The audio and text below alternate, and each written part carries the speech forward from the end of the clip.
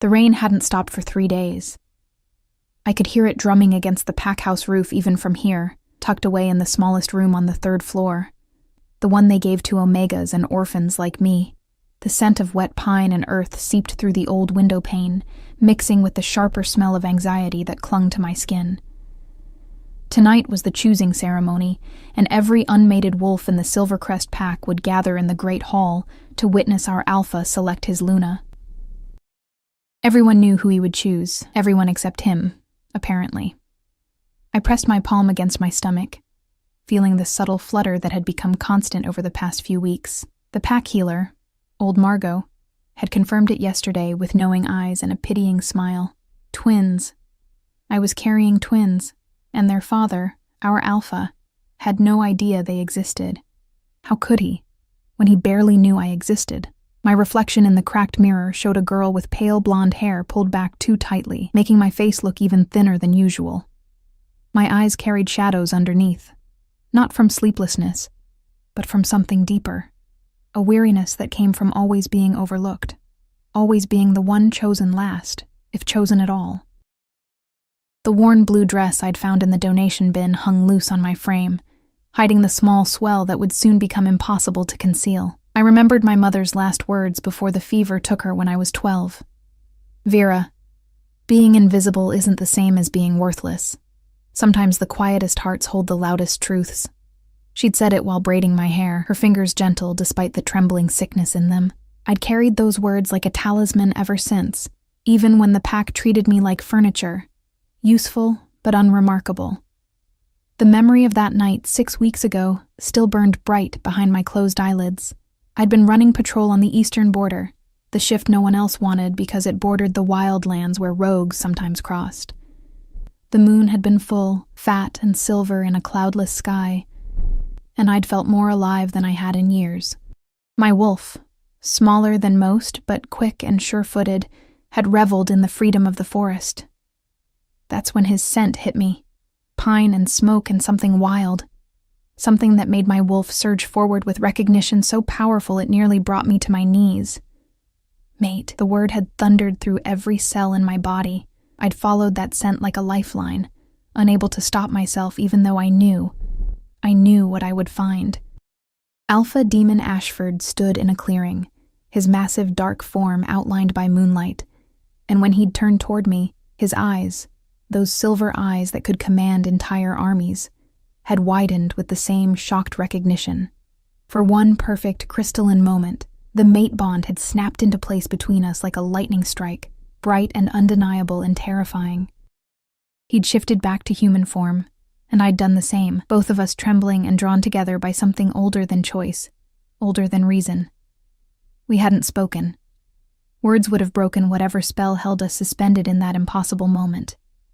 His hands had found my face, my hair, pulling me close with a desperation that matched my own, and when he'd kissed me, I'd tasted his surprise and his hunger, and something that might have been relief. We'd come together on the forest floor with the kind of passion that leaves marks, the kind that comes from recognizing something you'd been searching for without knowing you'd been searching at all. He'd whispered my name, Vera, like he was trying to memorize it, trying to brand it into his memory. And I'd believed foolishly that everything would change. But when dawn came, he was gone. I'd waited 3 days before I finally saw him again, standing in the training yard surrounded by his inner circle, his beta, his gamma, his enforcers. He'd looked at me with polite confusion when I approached, as if trying to place where he'd seen me before. The mate bond hummed between us, undeniable, but he'd turned away to speak with someone more important, someone whose name he actually remembered. That's when I understood.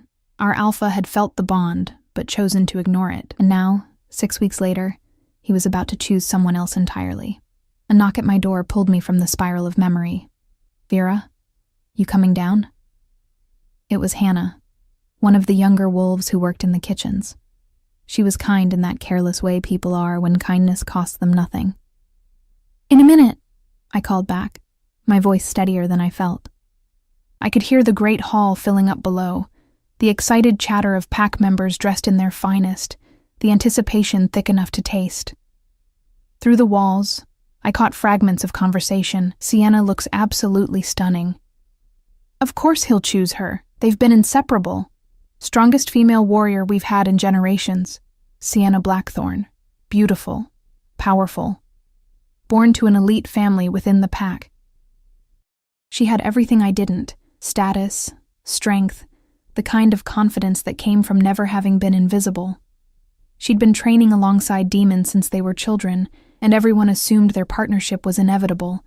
She probably even believed they were meant to be together. She just didn't know about the mate bond that fate had decided to play as a cosmic joke. I made my way downstairs, keeping to the edges of the hallway where people wouldn't notice me. The great hall had been transformed for the ceremony. Candles everywhere, creating pools of golden light that danced across the stone walls. The pack's history was carved into those walls. Generations of alphas and lunas whose names and deeds would be remembered long after they'd returned to the earth. Would my children's names ever be carved there? Would anyone even know they were his? I found a spot in the back, partially hidden behind a thick stone column. From here, I could see the raised platform where Demon stood, imposing in black ceremonial clothes that made him look like a king from ancient times. His dark hair was pushed back from his face, revealing the sharp angles of his jaw and cheekbones. Even from this distance, I could feel the mate bond pulling at me, a physical ache in my chest that made it hard to breathe. His beta, a wolf named Garrett with copper-red hair and an easy smile, stood to his right. They were speaking in low tones, but I could see the tension in Demon's shoulders, the way his fingers drummed against his thigh. A nervous habit I'd noticed during pack meetings. Was he nervous about choosing Sienna? Or was he feeling the bond, even now, pulling his attention away from the woman everyone expected him to claim? The elder, a white-haired wolf named Tobias, who'd served 3 generations of alphas, stepped forward and raised his hands. The crowd fell silent instantly. Tonight, we gather for one of our most sacred traditions, Tobias began, his voice carrying the weight of ritual. The choosing of the Luna, the female who will stand beside our alpha, who will lead alongside him, who will mother the next generation of Silvercrest wolves. Each word felt like a knife sliding between my ribs. I watched as Sienna was led forward by her father, the pack's head enforcer. She wore deep red, the color of power and passion, and she moved with the grace of someone who'd never doubted her place in the world. When she reached the platform and stood before Demon, even I had to admit they looked like they belonged together. 2 perfect pieces of pack royalty. Strong and beautiful and wholly suitable. Demon's jaw tightened as he looked at her. I could see him fighting something, some internal war that played out in the tensing of his shoulders and the flash of silver in his eyes. His wolf was close to the surface. Alpha Demon Ashford, Elder Tobias intoned. Do you choose this woman, Sienna Blackthorn, as your Luna? Will you bind yourself to her before the moon goddess and this pack? The silence stretched. Someone in the crowd shifted uncomfortably. I could feel my heart hammering so hard I was certain everyone could hear it. Demon opened his mouth to speak, and then his eyes found me in the shadows. The world stopped. The mate bond flared between us like a living thing, and I saw his pupils dilate, saw his breath catch in his chest. For 3 heartbeats, we stared at each other across the crowded hall, and I felt everything, his confusion, his desire, his fear, and underneath it all, the recognition that he'd been trying so hard to bury. But then Sienna touched his arm, a possessive gesture that broke whatever spell had held him, and Demon turned back to her. When he spoke, his voice was firm and clear and absolutely devastating. I do. The crowd erupted in cheers and applause. Somewhere, musicians began to play. Sienna was beaming, tears of joy streaming down her perfect face as Demon pulled her close and kissed her. A performative kiss, I realized. One that looked right, but felt wrong even from this distance. I couldn't breathe. The column was the only thing keeping me upright as I watched the pack swarm the platform, congratulating their new Luna, celebrating a union that should have never happened. My hand found my stomach again, protective, desperate. Hannah appeared at my elbow, her face sympathetic. You okay? You look like you're going to be sick. Just need some air, I managed, already moving toward the exit. The walls felt like they were closing in, the smell of too many bodies and too much perfume making my stomach churn, or maybe that was just the morning sickness that came and went at inconvenient times.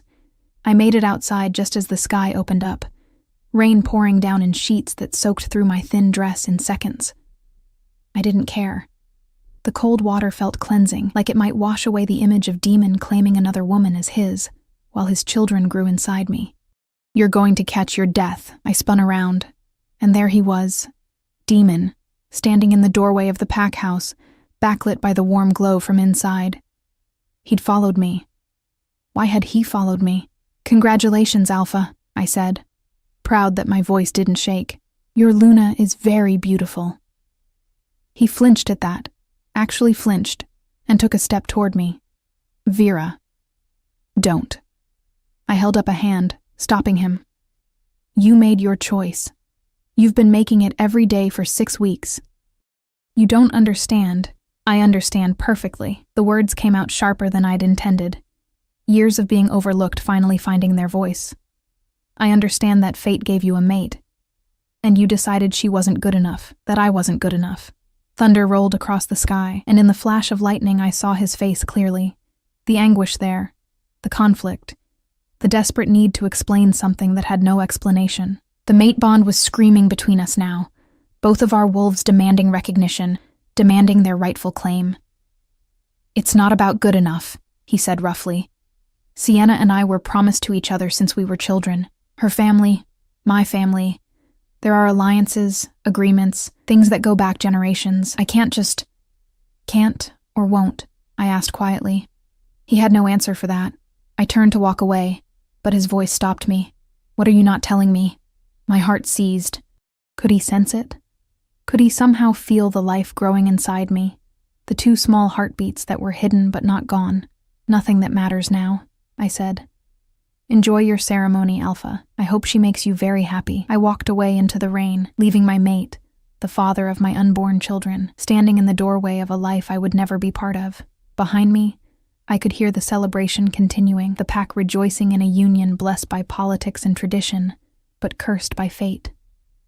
And I understood, with a clarity that hurt worse than rejection, that I was truly alone in this.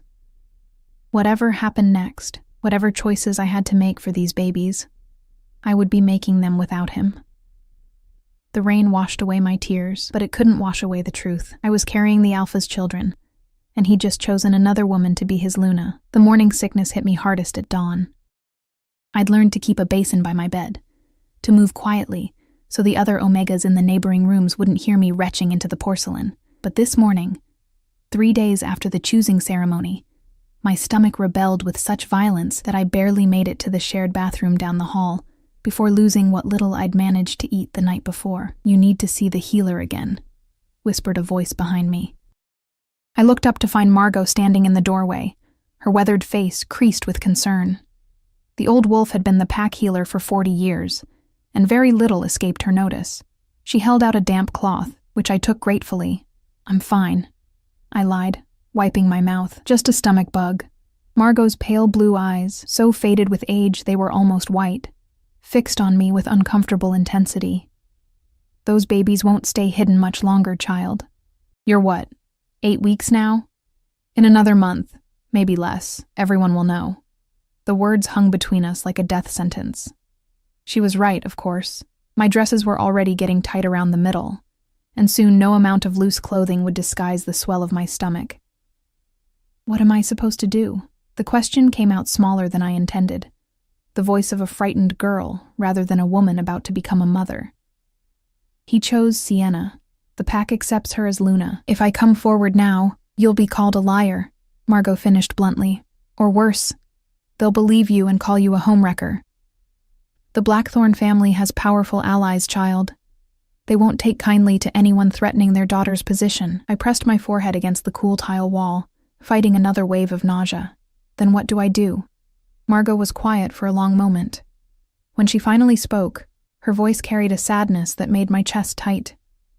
"You could leave. I have a sister in the Clearwater Pack, 3 territories north. She'd take you in, no questions asked. You could have the babies there, raise them away from all this politics and pain. Leave. The word echoed in my mind like a bell. Leave the only home I'd ever known. The pack where my parents were buried, the forests where my wolf ran free. Leave and raise my children as rogues, without a pack's protection, without their father ever knowing they existed. But what was the alternative? Stay and watch Demon build a life with Sienna? Watch him father other children, legitimate children, with a woman who wasn't his mate? Feel the bond between us fray and tear with each passing day, until it became just another wound I carried? I need time to think, I said finally. Margot nodded, squeezing my shoulder with a gentle hand. Don't take too long. The longer you wait, the harder it gets, for you and for them. She patted my still flat stomach meaningfully before slipping out of the bathroom, leaving me alone with my reflection and my impossible choices.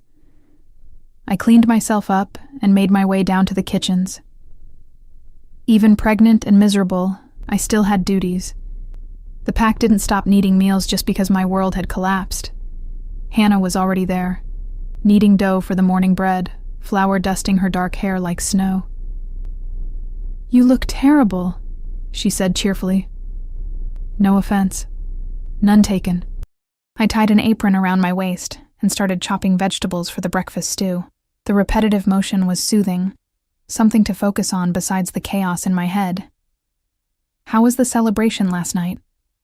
Hannah's eyes lit up. She loved gossip almost as much as she loved baking. "Oh, it was beautiful. They danced until almost midnight, and Alpha Demon gave Sienna this gorgeous necklace, sapphires the size of my thumb. She looked like a queen." She paused, seeming to remember who she was talking to. "Sorry. I know you're not really into all the ceremony stuff." If only she knew. I forced a smile. "It's fine. I'm happy for them." The lie tasted bitter, but Hannah accepted it with a satisfied nod and launched into a detailed description of the feast, the decorations, the toasts given in the new Luna's honor. I half listened, focusing instead on the steady rhythm of the knife against the cutting board. Carrots, onions, potatoes. Simple, uncomplicated things that didn't require impossible decisions. The kitchen door swung open, and I felt him before I saw him. The mate bond pulled tight, making my hands still on the knife. Demon stood in the doorway, his silver eyes sweeping the room until they landed on me. He looked like he hadn't slept, dark circles shadowing his eyes, his hair disheveled as if he'd been running his hands through it repeatedly. Hannah immediately dropped into a respectful bow. "Alpha, can I get you something?"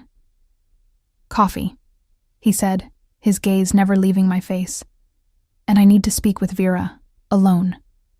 My heart lurched. Hannah shot me a curious look, but quickly gathered her things and left, closing the door behind her with a soft click that sounded impossibly loud in the sudden silence. I turned back to my vegetables, refusing to meet his eyes. "You shouldn't be here. If someone sees, I don't care." His voice was rough, strained. He crossed the kitchen in 3 long strides, stopping on the other side of the wooden work table. "We need to talk about what happened, about us." "There is no us," I said, proud of how steady I sounded. "You made that very clear at the ceremony." "Damn it, Vera!" He slammed his hand on the table, making me jump. "Do you think this is easy for me? Do you think I wanted any of this?" I finally looked up at him, and the anguish in his face nearly broke my resolve. He looked tortured, caught between duty and desire, and I hated that part of me wanted to comfort him. "What you want doesn't matter anymore. You chose your Luna. Your mate, your real mate, is just collateral damage." "You're my mate," he said fiercely. "My wolf knows it. I know it. Every time I'm near you, it feels like my chest is being ripped open. Then why?" The question burst out of me, raw and desperate. "Why choose her when you knew, when you felt?" "Because I'm Alpha." The words came out as almost a roar. "Because I have responsibilities that go beyond what I want or what fate decided in some cosmic joke. Sienna's family controls half our trading routes. Her father commands our largest fighting force. The alliance between our families has kept this pack safe for 3 generations. If I break that engagement, if I choose an Omega with no family, no connections, no value," I finished quietly. That's not what I meant, but it's what you believe. I set down the knife carefully, my hands trembling. I'm not good enough to risk your precious alliance over. Not worth the political inconvenience. Demon moved around the table, reaching for me, but I stepped back. If he touched me, if I felt his skin against mine, I would break. And I couldn't afford to break, not with 2 lives depending on me now. Don't, I whispered. Please don't make this harder than it already is. Something shifted in his expression, a new awareness creeping in. What aren't you telling me? That night in the rain, I asked you the same thing. There's something... The kitchen door banged open, and we both jumped apart like guilty teenagers. Garrett, Demon's beta, stood in the doorway, his copper hair windblown and his face grim. Alpha, we have a problem. Rogues hit the southern border. 3 families attacked, 2 dead, 5 injured. We need you now. Demon's entire demeanor shifted.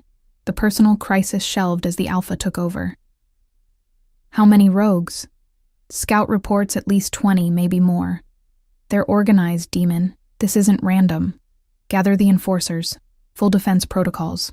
Demon was already moving toward the door, his mind clearly on strategy and protection, but at the threshold he turned back to look at me. And the raw need in his eyes made my breath catch. This conversation isn't over. Then he was gone, Garrett following, leaving me alone in the kitchen with half-chopped vegetables and a secret that grew heavier by the minute. I pressed my hand to my stomach, feeling the flutter that had become constant. Your father is an idiot, I whispered to the babies I couldn't yet feel kick. But he's trying, I think. The words felt hollow even as I said them. The rest of the day passed in a blur of activity. The rogue attack had put the entire pack on high alert. Warriors came and went from the pack house, grabbing quick meals between patrols. I heard fragments of conversation. The rogues had been unusually bold, attacking in daylight, targeting families rather than just challenging border guards. It didn't follow normal rogue patterns, and that made everyone nervous. By evening, I was exhausted. The constant nausea, combined with the emotional turmoil of Demon's visit, had drained what little energy I had. I was heading back to my room when I heard voices coming from the Alpha's office. Voices raised in argument. I should have kept walking, should have minded my business and gone to bed. But I heard my name, and my feet stopped of their own accord. Can't ignore the mate bond forever, Demon. That was Garrett, his usually easy tone sharp with frustration. Your wolf is barely under control. You're distracted, making mistakes. Today at the border, you nearly got yourself killed because you weren't focused. I'm handling it. Demon's voice was tight. By handling it, you mean choosing Sienna and pretending your actual mate doesn't exist? Another voice. This one female, sharp and commanding. I recognized it as Nora, the pack's head strategist, and one of the few wolves who didn't seem to fear contradicting the Alpha. That's not handling it. That's running from it. Watch your tone, Nora. Or what? You'll add me to the list of inconvenient truths you're ignoring? A pause. The Blackthorns are already suspicious. Sienna might be basking in her new title, but her father isn't stupid. He can sense something's off with you. The Alliance means nothing if you're too distracted to lead, Garrett cut in. And it definitely means nothing if you and your wolf tear each other apart from the inside. I've seen what rejecting a mate bond does, Demon. It's not pretty, and it's not survivable long-term. Silence. Then Demon, so quietly I almost couldn't hear. What would you have me do? Break Sienna's heart? Insult her family? Risk everything my father and grandfather built for your mate? Nora finished. For the woman fate chose for you. For the bond that's sacred to every wolf who's ever lived. She's an Omega. She has no family, no influence, nothing to offer the pack politically. She has you, Garrett said simply, and apparently that's not enough for her to matter. I didn't wait to hear more. I turned and fled down the hallway, my vision blurred with tears I refused to let fall. His words echoed in my head. Nothing to offer the pack politically. As if my worth could be measured in alliances and trade agreements. As if the mate bond, the most sacred thing in our culture, was just another political inconvenience to be managed. I made it to my room and locked the door, sliding down against it until I sat on the floor, my arms wrapped around my knees. The babies fluttered again, as if sensing my distress, and I forced myself to breathe slowly, to calm down for their sake if not my own. Margot's offer echoed in my mind. Leave. Go north to the Clearwater Pack. Raise my children away from a father who saw them, saw me, as nothing more than a political liability. Could I do it? Could I really leave everything behind? My mother's voice whispered through memory. Being invisible isn't the same as being worthless. But what if you're invisible precisely because everyone around you has decided you're worthless? A soft knock at my door made me freeze. Vera? Hannah's voice, tentative. You okay? I heard you come up the stairs pretty fast. I wiped my eyes and stood, unlocking the door but not opening it. I'm fine. Just tired. Okay. Well, there's a pack meeting tomorrow night. Mandatory attendance. Alpha wants everyone there to discuss the rogue situation. A pause. You'll come, right? I'll be there. I promised. Though the thought of facing Demon and Sienna together in front of the entire pack made me want to hide in this room forever. After Hannah left, I lay in bed and stared at the ceiling, my hands resting on my stomach. Tomorrow I would attend the pack meeting. I would watch Demon stand beside his chosen Luna and pretend that everything was fine, and then, after that, I would make my decision. Stay and be nothing. Or leave and be everything to the 2 small lives that depended only on me. The rain started again, a soft patter against the window that sounded like tears. The great hall was packed tighter than I'd ever seen it. Every wolf in the Silvercrest pack had answered the Alpha's summons, crowding into the stone chamber until the air felt thick and hot despite the rain-cooled evening outside. I'd positioned myself in my usual spot, back corner, partially hidden by the crowd. But tonight it felt different. Tonight, every whispered conversation seemed to be about survival, about fear, about the rogues who'd grown bold enough to attack families in broad daylight. Demon stood on the platform with Sienna at his side, exactly where a Luna should be. She wore her authority like she'd been born to it, standing tall in deep green that made her look regal and untouchable. Her hand rested possessively on Demon's arm, and I hated the spike of jealousy that shot through me at the casual intimacy of the gesture. This was my life now, watching from the shadows while another woman claimed what should have been mine. Garrett stood on Demon's other side, his expression grim as he surveyed the assembled pack. Nora was there too, along with the Blackthorn Patriarch, Sienna's father, a massive wolf with silver threading through his dark hair and eyes that missed nothing. The Council of Elders formed a semicircle behind them, their weathered faces grave. Elder Tobias stepped forward, raising his hands for silence.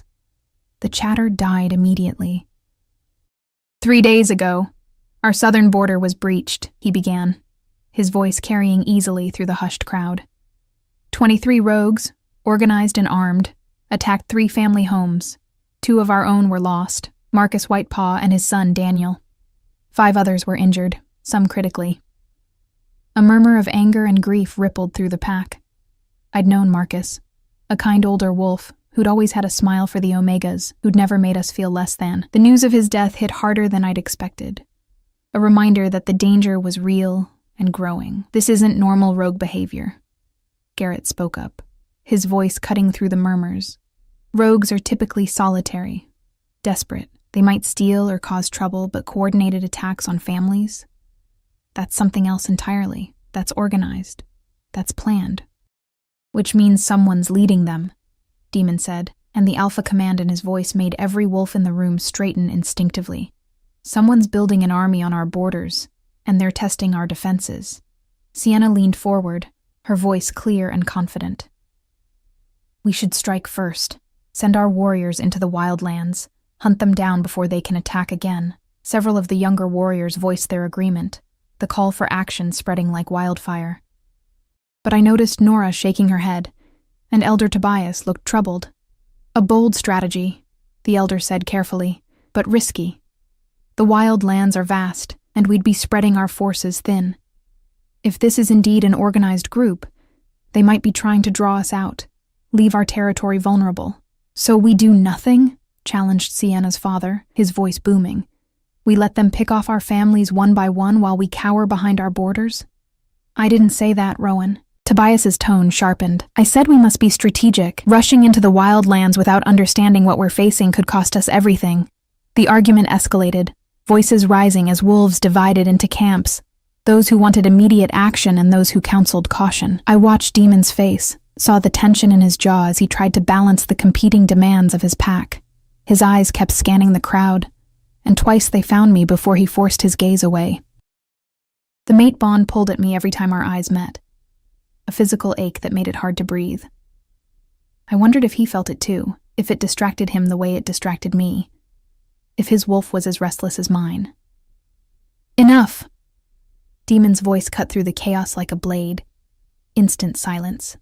We will increase border patrols, double the guards on all family homes within 5 miles of the perimeter. Garrett, I want scouts in the wild lands, small, fast teams that can gather intelligence without engaging. We need to know what we're dealing with before we commit to any major action. It was a compromise. Neither the aggressive assault Sienna's faction wanted nor the complete caution the elders advised. But it was leadership, clear and decisive, and I could see the pack responding to it, the tension easing slightly as they looked to their alpha for direction. In the meantime, Demon continued, we need to strengthen our defenses here. Nora will coordinate. He stopped mid-sentence, his entire body going rigid. His nostrils flared, and I saw his eyes flash silver as his wolf surged close to the surface. He was scenting something, tracking something through the crowd. His gaze locked on me with laser focus, and I saw the exact moment realization hit him. His expression shifted from confusion to shock, to something that looked almost like panic. Around us, wolves were starting to notice the alpha's strange behavior, following his line of sight to where I stood frozen in the back corner. Could he smell it? Could he sense the pregnancy through the mate bond? Sienna tugged on his arm, her voice sharp. Demon? What's wrong? He tore his gaze away from me with visible effort, shaking his head as if to clear it. Nothing. I'm fine. But his voice was strained, and I could see Garrett watching him with concern. Nora will coordinate the defense improvements. Council, meet with me tomorrow to finalize our strategy. Everyone else, stay alert, stay together, and report anything unusual immediately. Dismissed. The pack began to disperse, but I didn't wait. I pushed through the crowd toward the exit, needing to get away before Demon could corner me, before those silver eyes could pin me down and demand answers I wasn't ready to give. I almost made it. Vera, wait. His voice stopped me just outside the hall, and I felt his presence behind me like a physical weight. Please.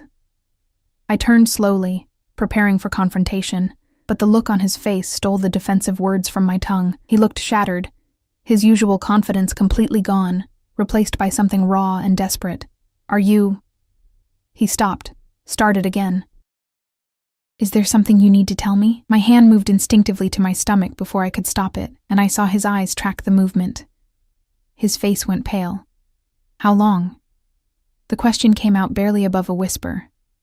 Don't. My voice cracked. Don't do this here. How long, Vera? 8 weeks. The words felt like a betrayal, like giving up a secret I'd meant to carry alone. Since that night in the forest. Since before you chose her. He staggered back as if I'd hit him, one hand coming up to grip his hair. Moon goddess, why didn't you tell me? When? The anger I'd been holding back finally broke free. When you avoided me for 3 days after we mated? When you stood on that platform and chose Sienna in front of the entire pack? When you made it crystal clear that an Omega with nothing to offer politically wasn't worth disrupting your precious alliance? That's not fair. Fair, I laughed, and it came out bitter and broken. Nothing about this is fair, Demon. You're standing here acting shocked. But you knew. You felt the bond. You knew what we were to each other, and you chose to ignore it. You don't get to be surprised that there were consequences. Consequences. He repeated the word like it was foreign to him. You're calling our children consequences? I'm calling them mine, I said fiercely. Because that's what they are. Mine to protect, mine to raise, mine to love. You made your choice. You don't get to suddenly decide you want to be involved now that it's real. Before he could respond, Sienna's voice cut through the tension. Demon? What's going on? She appeared in the doorway, her expression shifting from confusion to suspicion as she took in the scene, her mate standing too close to an Omega, both of us clearly in the middle of an intense conversation. Her eyes narrowed as she looked at me, and I saw the exact moment she registered my hand still resting protectively over my stomach. Nothing, Demon said quickly, too quickly. Just discussing the rogue situation. The rogue situation. Sienna's voice was flat, disbelieving. She moved to stand beside Demon, her posture territorial. It looked rather personal for a discussion about security. I could have left it there, could have let Demon's lie stand, slipped away into the shadows where I belonged, but something in Sienna's dismissive tone, the way she looked at me like I was an insect she wanted to crush, made my spine straighten. The Alpha was asking about my patrol schedule, I said, meeting her eyes directly for the first time ever. Since I cover the eastern border, where the rogues seem most active. It wasn't technically a lie. Demon had never asked about my patrol schedule, but I did cover the eastern border. Sienna's expression suggested she didn't quite believe me, but she couldn't call me a liar without evidence. How considerate, she said, her smile sharp as a knife. Though I'm sure the Alpha has more important matters to attend to than individual patrol schedules. Don't you, darling? The possessive term made my stomach churn, but I kept my face neutral as Demon nodded stiffly. Of course. Vera, we'll discuss your patrol assignment later, through proper channels.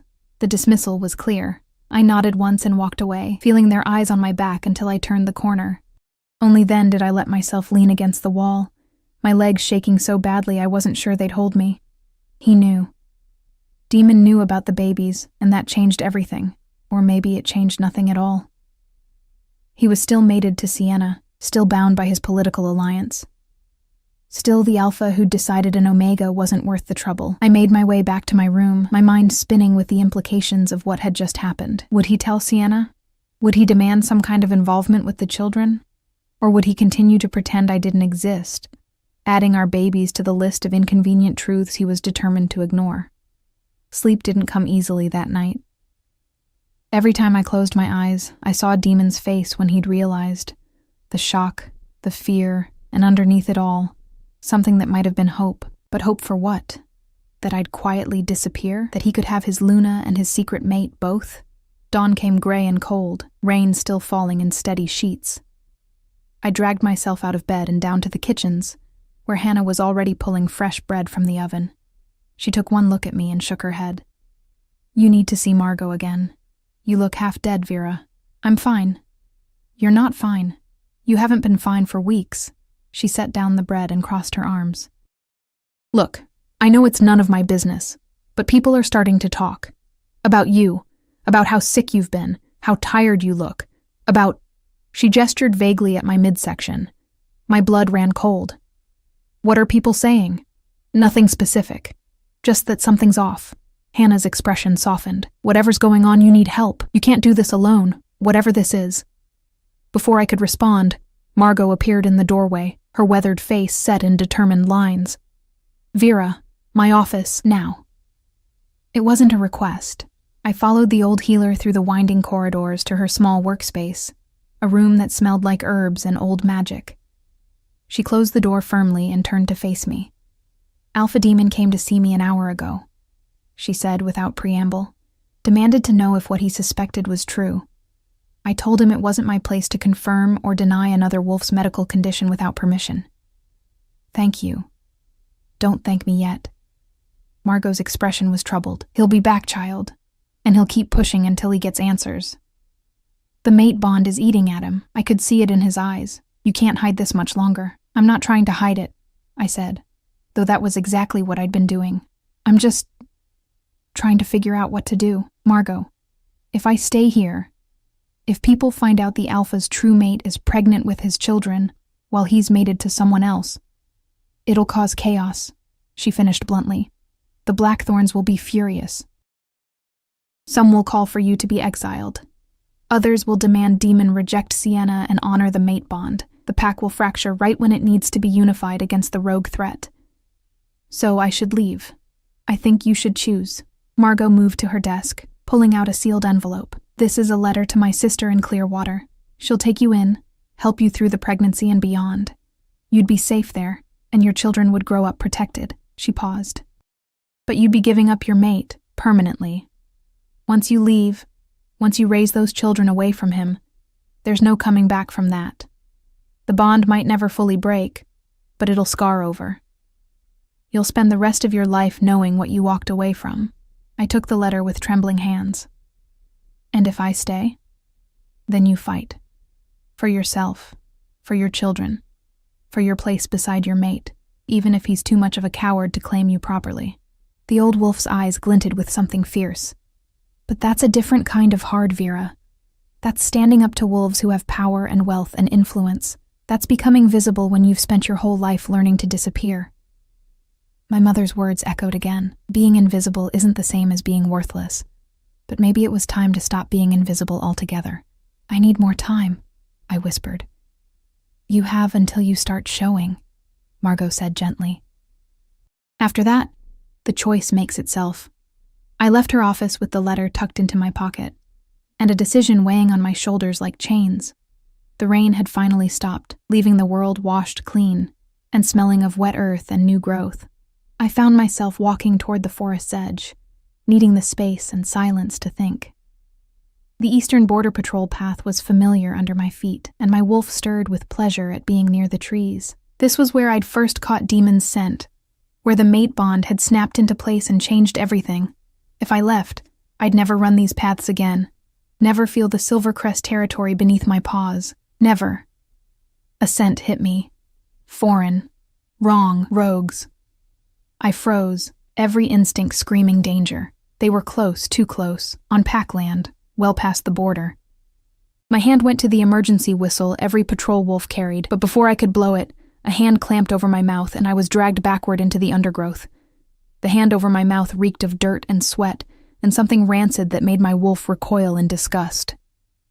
"Quiet, little Omega," a voice rasped in my ear, breath hot against my neck. "Make a sound, and I'll snap that pretty throat." Terror flooded my system, but underneath it, a fierce protective instinct roared to life. My babies. I had to protect my babies. I went limp in my attacker's grip, feigning submission while my mind raced through options. There were at least 3 of them. I could smell the others circling closer through the undergrowth, predators closing in on wounded prey. "She's the one from the pack house," another voice said. This one female and sharp. "I saw her last night at that meeting. Nobody important." Nobody important. The words might have stung if I hadn't been too busy trying to survive. "Check her for weapons," the first voice commanded. Rough hands patted me down, and I felt the emergency whistle being yanked from my belt. My only way to call for help, gone. But they missed the small knife I kept strapped to my ankle, a gift from my father before he died. Too small to be much of a weapon, but better than nothing. "Clean," the female reported. "What do we do with her?" "Take her. She'll make decent leverage if we need it." They started dragging me deeper into the forest, away from packlands and safety. My mind screamed at me to fight, to shift, to do something, but I forced myself to stay calm. Panic would get me killed. Panic would get my children killed. I needed to think, to wait for an opening. We'd gone maybe a quarter mile when I heard it. The long, haunting howl of a wolf calling alarm. Someone had found my scent trail, realized I was missing. The rogues heard it too, and cursed, picking up their pace. "Faster! We need to get her across the river before they track us." The river. That was their plan. Cross into truly wild territory where pack wolves rarely ventured, where the current would wash away our scent trail. I had to act now, before they got me that far. I let my body sag completely, becoming dead weight. The rogue holding me stumbled, his grip loosening for just a second. It was enough. I twisted, driving my elbow into his solar plexus with every ounce of strength I had.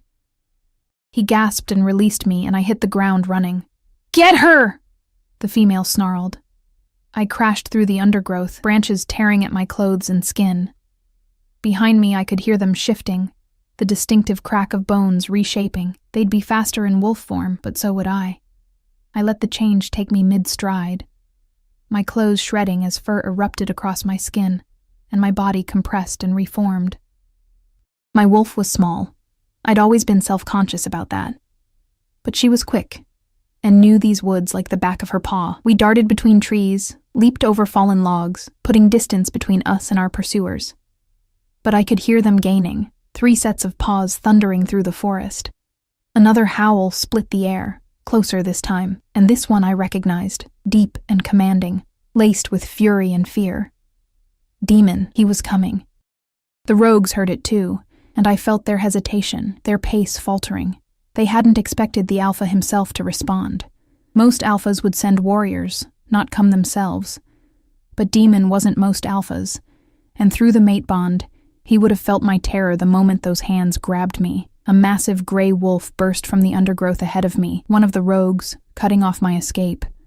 I skidded to a halt, trapped between this one and the 2 behind me.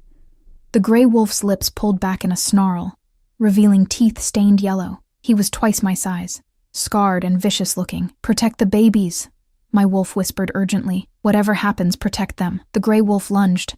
I dodged left, but one of the others caught me, jaws clamping onto my hind leg. Pain exploded white-hot, and I yelped despite myself. Blood, hot and wet, matted my fur.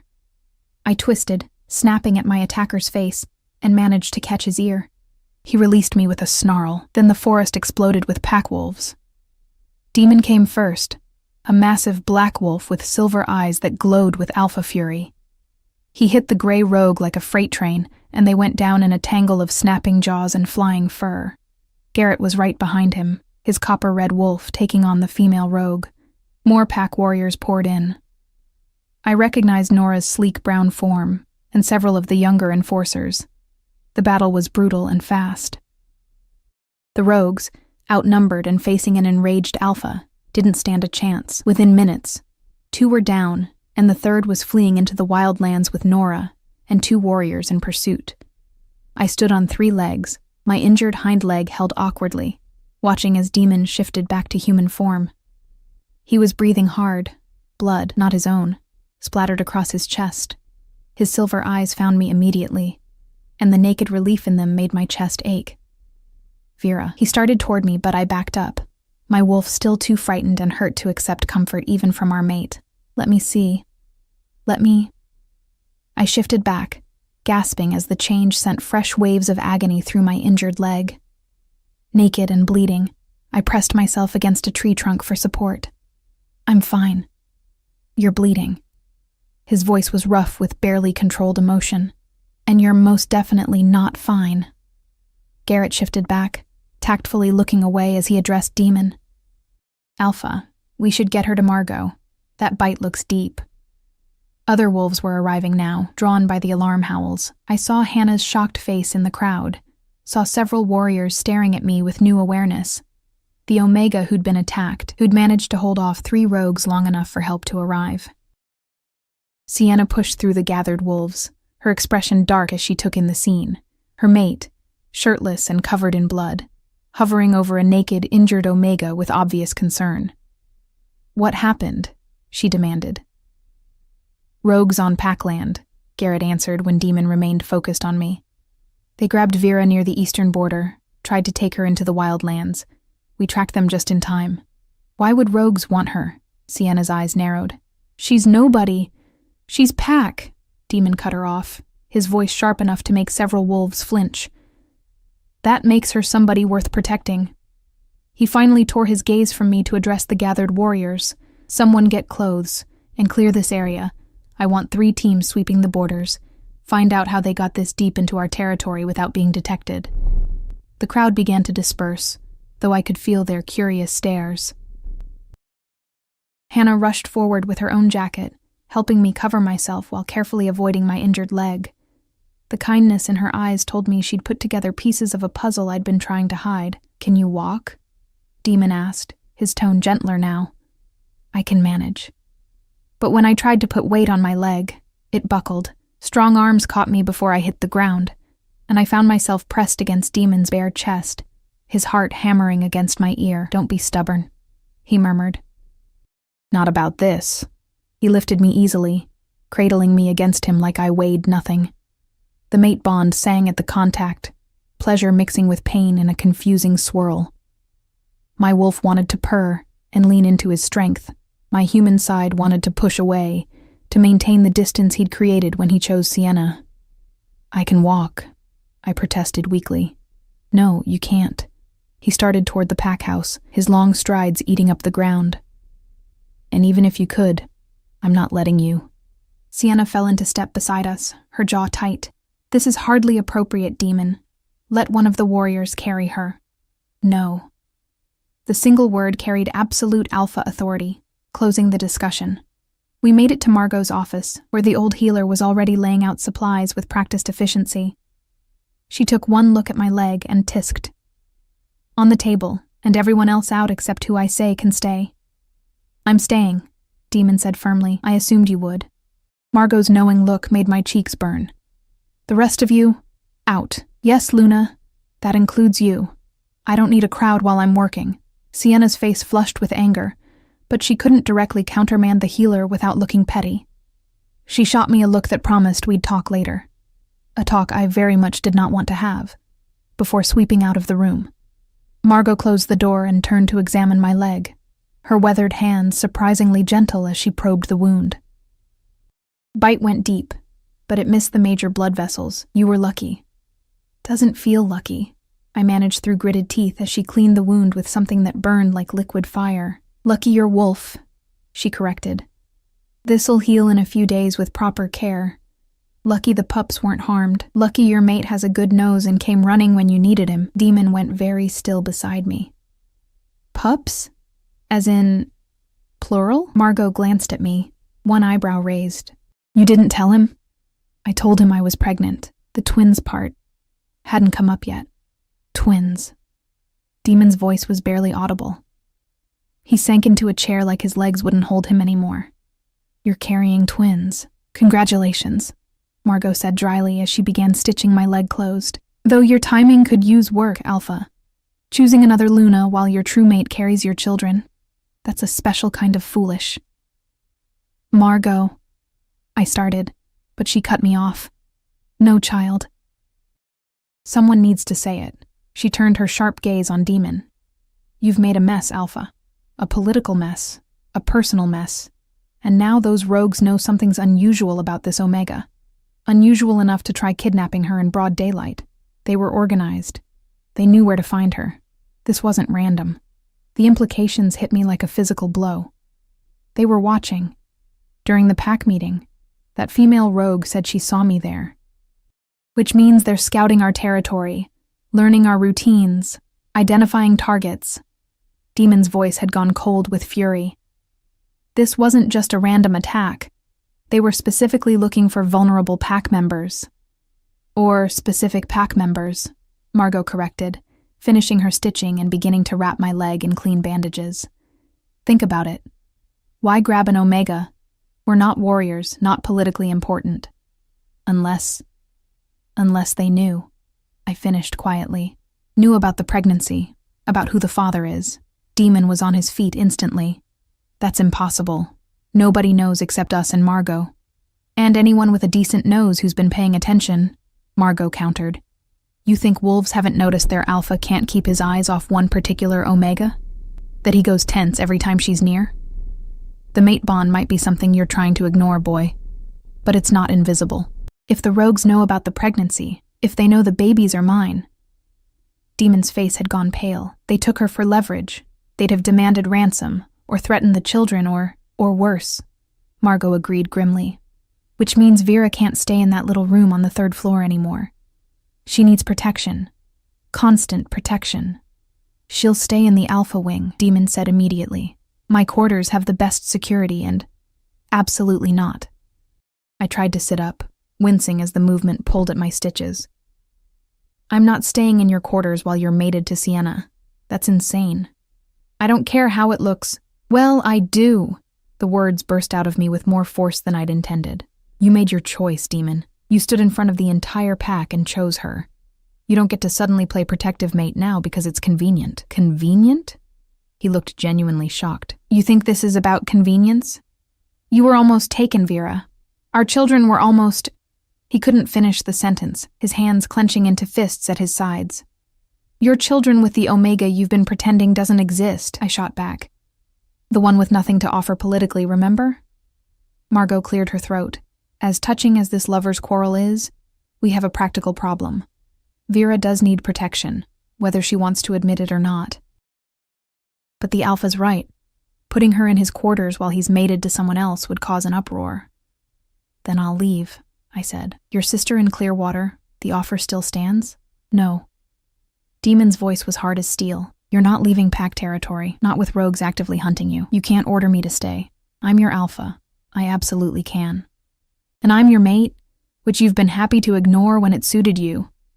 I was shouting now, 3 weeks of hurt and anger finally spilling over. You don't get to pick and choose when the bond matters, Demon. Either I matter enough to claim properly, or I don't matter at all. You can't have it both ways. The silence that followed was deafening. Demon stared at me like I'd struck him, his chest heaving with emotion. When he finally spoke, his voice was raw. You matter. Moon Goddess Vera, you matter more than you could possibly know. But this situation, the alliance with the Blackthorns, my responsibilities as Alpha, the rogue threat, it's complicated. Then uncomplicate it, I said quietly. Make a choice. A real one this time, because I won't raise our children in the shadows, wondering if their father is ashamed of them. I won't be the secret you keep hidden while you build a life with someone else. I deserve better than that. They deserve better than that. Margot watched us both with ancient, knowing eyes. The girl's right, Alpha. You can't keep straddling this fence. Eventually, you're going to have to jump one way or the other. Question is, which way will hurt less? Breaking a political alliance, or breaking the most sacred bond our kind knows? Before Demon could answer, a commotion erupted in the hallway outside. Raised voices, Sienna's among them, sharp with anger. The door burst open, and the new Luna stormed in with her father right behind her. Enough, Sienna announced, her voice ringing with authority. I want to know what's going on, right now. Why are you holed up with this Omega demon? Why does she warrant the Alpha's personal protection? And why... Her eyes dropped to my bandaged leg, then rose to my face with dawning suspicion. Why do I get the feeling there's something everyone's hiding from me? Rowan Blackthorn's expression was harder, more calculating. My daughter raises valid questions, Alpha. This Omega has been receiving unusual attention from you for weeks now. The pack is starting to talk. If there's something we should know, now would be the time to share it. Demon looked at me, and I saw the moment of decision in his eyes. The same kind of moment he'd faced at the choosing ceremony. Only this time, there would be no taking it back. Whatever he said next would determine the course of all our lives. There is something you should know, he said slowly, his gaze never leaving mine. Something I should have told you weeks ago, before the choosing ceremony, before I made the biggest mistake of my life. My heart stopped. He wouldn't. He couldn't. Not like this, not in front of them.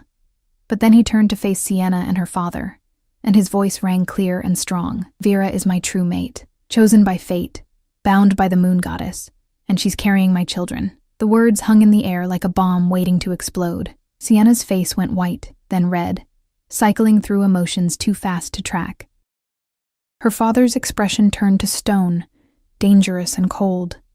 And Demon stood there, shoulders back, finally, choosing to stand beside his mate instead of his political convenience, even if it might cost him everything. The silence stretched like a living thing, suffocating and dense. Sienna looked like she'd been slapped. Her mouth opened and closed several times before sound finally emerged, a strangled, disbelieving laugh. You're joking. This is some kind of test, isn't it? To see if I'm truly loyal, if I'll stand by you even when it's not a joke, Demon said quietly. I'm sorry, Sienna. You deserve better than this, better than me, better than... She took a step back, shaking her head. We were mated 3 days ago, Demon. 3 days, in front of the entire pack, before the Moon Goddess herself. And you're telling me you had a true mate all along? That you knew and chose me anyway? The alliance? Don't you dare. Her voice cracked, and I saw tears gathering in her eyes despite her rage. "Don't you dare make this about politics. You chose me. You kissed me. You made vows, and all that time you were—" She looked at me with something between hatred and anguish. "With her?" "It was one night," I said, finding my voice despite the churning in my stomach. "Before the ceremony. He didn't know about the babies when he chose you." "Oh, how noble." Sienna's laugh was bitter as poison. "One night is all it took to destroy everything I thought I had. One night with an Omega nobody. Enough." Demon's alpha command rolled through the room like thunder. "You will not speak to her that way. This isn't Vera's fault, isn't it?" Rowan Blackthorn spoke for the first time, his voice dangerously soft. "Your true mate conveniently appears just as my daughter is about to become Luna. She carries your children, allegedly. And suddenly you're ready to throw away 3 generations of alliance? Forgive me, Alpha, but that seems remarkably convenient timing." The implication hung heavy, that I'd planned this, seduced Demon deliberately to steal Sienna's position. "The timing was fate's choice, not mine," Demon said coldly. "And I'll thank you not to question the integrity of my mate, your mate." Rowan's eyes were chips of ice. "You mean the Omega with no family, no lineage, nothing to offer this pack except a convenient pregnancy? How do we even know the children are yours?" I flinched as if he'd struck me. The accusation cut deeper than any physical wound. The suggestion that I'd lie about something so sacred, that I'd trap an alpha with false children. Demon moved so fast I barely saw it. One moment he was across the room, the next he had Rowan pressed against the wall, forearm across the older wolf's throat. "Say that again," he growled, his eyes flashing full silver. "Question my mate's honor one more time, and alpha or not, I will end you." "Demon, stop!" I tried to stand, forgetting about my injured leg. Pain shot through me and I gasped, swaying dangerously. Margot caught me, steadying me with surprising strength for her age. "Everyone calm down before someone does something they'll regret. Alpha, release him. Now!" For a moment, I thought Demon wouldn't obey. His wolf was too close to the surface, too enraged by the insult to his mate, but then he stepped back, chest heaving, hands still clenched into fists. Rowan straightened his clothes with precise, controlled movements. "You've made your position clear, Alpha. As have I. My daughter and I will be leaving Silvercrest territory immediately. The alliance between our families is dissolved, effective immediately. Our trade agreements, our military cooperation, all of it, finished." "Father," Sienna started, but he cut her off with a sharp gesture. "We're leaving, Sienna. We'll return to our own lands, where at least we have some dignity left." He looked at Demon with cold contempt. "I hope she's worth it, Alpha. I hope when the rogues come in force, and they will come, you'll remember what you traded for a pregnant Omega and her convenient claims." He swept out of the room. Sienna remained a moment longer, staring at Demon with wounded eyes. "I loved you," she said softly. "Since we were children, I loved you. And you couldn't even be honest enough to tell me the truth before humiliating me in front of the entire pack." "Sienna..." Demon reached for her, but she jerked away. "Don't. Just don't." She looked at me then, really looked at me, and what I saw in her face wasn't hatred, but something closer to pity. "I hope you know what you're getting into. Being Luna isn't romance and mate bonds. It's politics and sacrifice and putting the pack before everything. Even your own happiness. If you can't handle that, then maybe you're not as convenient as you seem." She left with her head high, and I felt the weight of her words settle over me like a shroud. She was right, wasn't she? I had no training for this, no preparation for being Luna. I was an Omega who cleaned kitchens and ran forgotten patrol routes. How was I supposed to lead a pack? "Well," Margot said into the heavy silence, "that went about as badly as it could have." Demon turned to face me, and the naked vulnerability in his expression made my breath catch. "I'm sorry. I should have handled that better, should have told Sienna privately, should have chosen me from the beginning," I finished quietly. "Should have trusted the mate bond instead of political convenience." "Yes." The word came out rough, honest. I was a coward, Vera. I convinced myself I was being responsible, thinking of the pack. But really I was just afraid. Afraid of what choosing you would cost. Afraid of disappointing people. Afraid of admitting that an Omega could be everything an Alpha needs. And now? I asked. Now that you've blown up your alliance and made me a target for every wolf who thinks I manipulated you. Now that Sienna hates us both and half the pack probably agrees with her. Now, I fight for you. He crossed the room and knelt beside where I sat on Margot's examination table, his hands finding mine with careful reverence. Now, I do what I should have done weeks ago. I claim my mate properly before the pack and the moon goddess. I make sure everyone knows exactly where you stand and exactly what you mean to me. My heart was hammering so hard I could barely hear over it. Demon, I know I don't deserve forgiveness. I know I hurt you, chose wrong, made you feel invisible and worthless when you're anything but. His voice cracked. But if you'll have me, if you'll give me a chance to prove I can be the mate you deserve, I swear I'll spend the rest of my life making this right. Tears were streaming down my face now, and I didn't bother wiping them away. The pack will fight this. Not everyone will accept an Omega Luna. Then they can leave. His voice was hard as iron. You are my mate. My children's mother. Anyone who can't respect that has no place in Silvercrest. The Blackthorns will manage without their alliance. We're strong enough. Smart enough. We'll find new trading partners, new military agreements. He squeezed my hands. But I can't manage without you, Vera. I've tried. And it's killing me. My wolf is going insane. The mate bond feels like it's ripping me apart from the inside, and every moment I'm not with you feels wrong. I looked at Margot, who was watching us with something like satisfaction on her weathered face. What do you think? Am I crazy to believe him? I think you'd be crazy not to, the old healer said. He's finally using the brain the moon goddess gave him. Don't let pride get in the way of happiness, child. Life's too short, and love's too rare.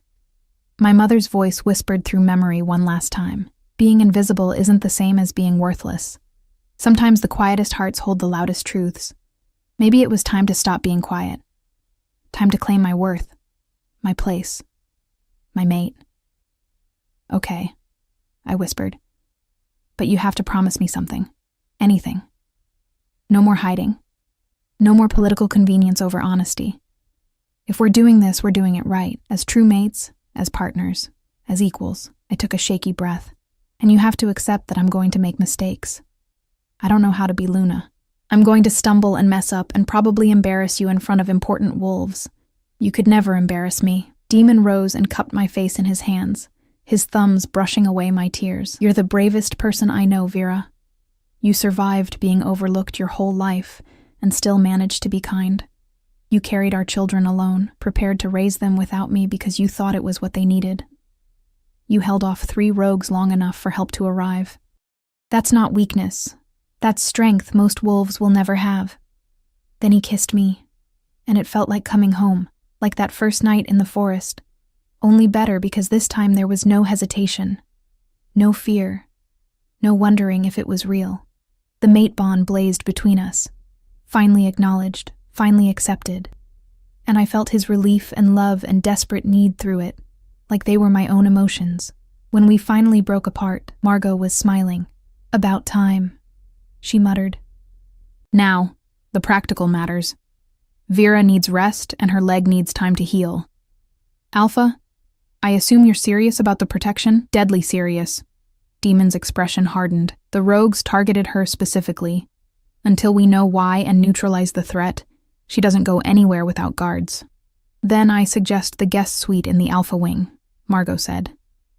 Not your personal quarters. That would be inappropriate until you're properly mated, but close enough that you can protect her. And over the next 3 weeks, my world transformed so completely, I sometimes felt like I was living someone else's life. Demon announced our true mate bond to the pack 2 days after the confrontation with Sienna. The pack meeting was tense, with clear division in the crowd. The older wolves, the ones who valued tradition and the sanctity of mate bonds, supported Demon's choice. Many of the younger wolves, especially those close to Sienna's family, were openly skeptical. But when Demon stood before them, one hand protectively over my still small bump, and spoke about fate and duty and choosing love over politics. Something shifted. Not everyone accepted it. There were still whispers, still wolves who looked at me with suspicion or resentment, but enough did. Enough to matter. Hannah became my unexpected ally, teaching me things about pack politics and Luna duties that I'd never needed to know as an Omega. "You need to visit the families," she'd say, pulling me out of my comfortable isolation. "Show them you care, that you're not just some Omega who got lucky." So I visited. I brought food to the families affected by the rogue attacks. I sat with Marcus Whitepaw's widow and held her hand while she cried. I helped in the nursery, playing with pups while their parents worked. Slowly, painfully, I began to build relationships. Not as invisible Vera, but as the woman who would stand beside their alpha. The twins grew inside me, my stomach swelling week by week. Margot monitored them closely, assuring me they were strong and healthy despite the stress. "They're fighters," she'd say with a knowing smile, just like their mother. Demon was everything. Attentive without being smothering. Protective without being possessive. He moved me into the guest suite as Margot suggested, but he spent hours there anyway, talking about pack business, planning for the babies, or just sitting quietly while I rested. The mate bond grew stronger each day, weaving us together until I couldn't imagine life without him. The rogue threat intensified. More attacks, more violence, always testing their borders. Demon scouts finally identified the leader, a massive wolf named Kale, who'd been exiled from his own pack years ago and had been building an army ever since. He wanted Silvercrest territory, wanted to overthrow Demon and claim everything for himself. "He knows about you," Nora told us grimly during a war council. One of the captured rogues confirmed it. "Kyle thinks the pregnancy makes Demon vulnerable. Distracted. He's planning something big." "Let him try," Demon said, his voice cold with fury. "We'll be ready." But ready or not, when the attack came, it was devastating. They hit just before dawn, 2 months after Demon had claimed me publicly. I was 6 months pregnant, my stomach round and heavy with the twins who never seemed to stop moving. The alarm howls woke me from restless sleep, and I heard Demon shouting orders in the hallway. He burst into my room, already half-dressed in combat gear. "Stay here. Lock the door. Guards are posted outside. Don't open for anyone but me or Garrett." "Demon. Please, Vera." He pulled me close, one hand splaying over my swollen stomach. "Keep them safe. Keep yourself safe. That's all I ask." Then he was gone, and I was left alone with fear and the sound of battle drawing closer. The hours that followed were the longest of my life. I heard fighting, heard screams, heard the crashes and thuds of wolves in combat. My guards, 2 young but capable warriors named Jesse and Maya, kept their posts, but I could see their fear. This wasn't a skirmish, this was war. When the door finally splintered inward, I screamed, but it wasn't rogues. It was Garrett, bleeding from a gash across his ribs, his eyes wild. "We need to move you. Now. They've breached the pack house." "Where's Demon?" "Fighting Kale. He'll hold them off, but we need to get you somewhere safe." He grabbed my arm, pulling me toward the door. Jesse and Maya fell in around us, weapons ready. We made it halfway down the corridor before they appeared. 5 rogues, bigger and meaner than the ones who'd tried to take me before. Garrett shifted immediately, his copper wolf placing himself between me and the threat. Jesse and Maya did the same, 3 wolves against 5 with me trapped in the middle. The battle was brutal. I watched Jesse go down, his throat torn open. Maya fought viciously, taking down one rogue before another caught her from behind, and Garrett, brave, loyal Garrett, was bleeding from a dozen wounds but still standing, still protecting me. "Run!" he snarled, his wolf's voice distorted. "Get to the safe room," but I couldn't leave him. Couldn't leave them to die for me. Something inside me shifted, some instinct older than thought. I felt power surge through the mate bond. Demon's power, offered freely through our connection. My wolf rose with a strength I'd never felt before, and when I shifted, I was larger than I'd ever been. Still small by warrior standards, but faster, fiercer. Driven by a mother's desperate need to protect. I tore into the rogues with everything I had. claws and teeth in fury, fighting not as an Omega but as a Luna defending her pack. One rogue fell, then another. The survivors scattered, and suddenly Garrett and I were standing in a hallway full of bodies, both of us panting and bleeding but alive. "You shifted," Garrett said, sounding dazed. "You're pregnant and you shifted." "The babies are fine." I could feel them, still moving, still safe despite everything. "Where's Demon?" "This way." We found him in the great hall, locked in combat with the largest wolf I'd ever seen, Kale. It had to be. They were both covered in blood, both limping, both refusing to yield. Around them, pack wolves fought rogues in a dozen smaller battles. The beautiful hall transformed into a war zone. I saw Demon stumble, saw Kale's jaws closing toward his throat, and something in me snapped. I didn't think. I just moved, throwing myself between them, taking Kale's bite meant for my mate. Pain.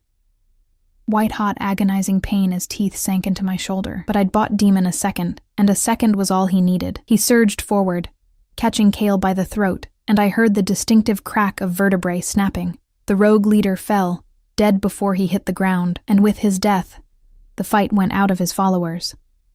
They scattered, fleeing into the dawn, leaving behind their dead and wounded. I collapsed, my vision graying at the edges. Strong hands caught me. Demon shifted back to human form, his face streaked with tears and blood. "No, no, no, Vera, stay with me. Margot, I'm okay," I whispered, though I wasn't sure if that was true. "The babies are moving," Margot said, appearing seemingly from nowhere. Her hands were gentle but efficient as she examined my shoulder. "You foolish, brave girl, shifting while pregnant, throwing yourself at a rogue twice your size. Is she?" Demon couldn't finish the question. "She'll live. So will the babies. Though they'll probably come early after this." Margot's expression softened. "You did well, Luna. Saved your mate. Defended your pack. No one will question your worth after today." The weeks that followed were a blur of healing and rebuilding. The pack had lost 7 wolves in the attack, including young Jesse, who died protecting me. We mourned them properly, honored their sacrifice, and I made sure their families knew they'd mattered. My shoulder healed, leaving a scar I wore with quiet pride. The babies did come early. Just a week later, my water broke in the middle of a council meeting, sending Demon into a panic that would have been funny if I wasn't in labor. The birth was hard, but not impossible.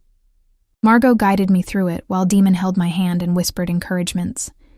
And when it was over, we had 2 perfect babies, a boy with his father's dark hair and silver eyes, and a girl with my blonde hair and Demon's strong features. "What should we name them?" Demon asked, cradling his daughter with a gentleness that made my heart ache. I looked at my son, this tiny, perfect creature who'd changed everything. For the boy, Marcus. After the wolf who was always kind to me, who died protecting our pack. And for the girl, I thought of my mother, of her gentle wisdom and fierce love. Elena. It was my mother's name. Marcus and Elena Ashford, Demon said softly. Future of Silvercrest Pack. 2 months later, we held the proper mating ceremony, not the political spectacle Demon's first ceremony had been, but something simpler and more sacred.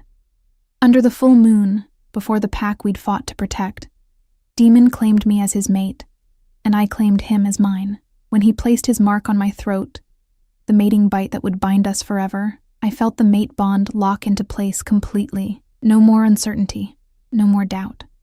Just love and partnership and the absolute certainty that we belonged together. "My Luna," he whispered against my skin. "My mate. My everything. My alpha," I whispered back. "My mate. My home." The pack howled their approval, the sound echoing through the forest, our territory, our home. And as I stood there with my mate beside me and my children sleeping peacefully in Margot's arms, I finally understood what my mother had meant all those years ago. Being invisible had never made me worthless. I'd always carried truths worth hearing, strength worth recognizing, love worth claiming. It had just taken time and the right person to see it. I wasn't invisible anymore. I was Luna Vera Ashford, mother to Marcus and Elena, mate to Alpha Demon, and protector of Silvercrest Pack. And I had never felt more seen, more valued, or more completely, impossibly whole. The moon shone silver overhead, blessing us with light. And in that light, I finally allowed myself to believe what the bond had been whispering all along. I was exactly where I was meant to be, exactly who I was meant to become, and it was enough. Moon Goddess. It was more than enough. It was everything.